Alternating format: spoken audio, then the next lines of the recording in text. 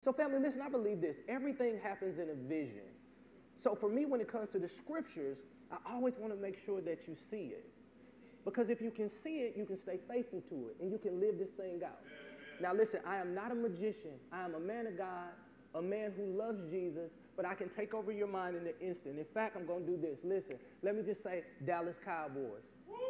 Okay? You seen that you was like, ooh, I seen the star. Some of y'all seen Jerry Jones. For me, I saw Emmitt Smith, okay? Watch this. That new Cadillac Escalade on 24s. Did you see it? Oh my God, I seen it too. Now watch this. Jesus.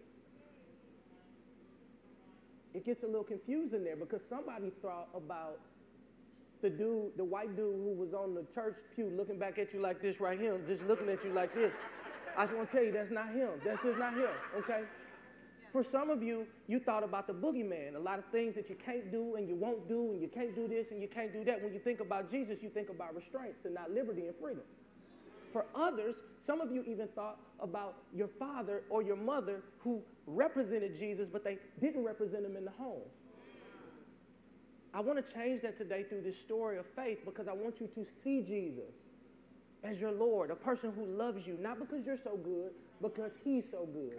All right? Not that he's mad at you, but he's mad about you. Not that he's pointing at you this way, but he's pointing at you like this, and he's saying that, right? And so that's what we're going to see in the scripture, but this ain't just nice, cool Jesus. Because here's a woman, and I want you to see what happened in 2022, in a 2022 type way. Here's Jesus. He's very, very tired. This woman from Galilee, she's from Galilee, and she found out Jesus in her city. Man, can you imagine back in the day, and Jesus in his physical self came right down the street, right here on Fellowship?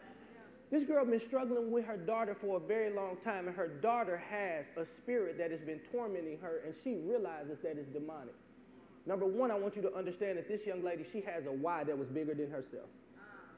When it comes to your faith, you have to have a why that's bigger than yourself. When it comes to your faith, you have to have a why that's bigger than yourself. When it comes to your faith, you have to have a why that's bigger than yourself because God didn't save you for you, right?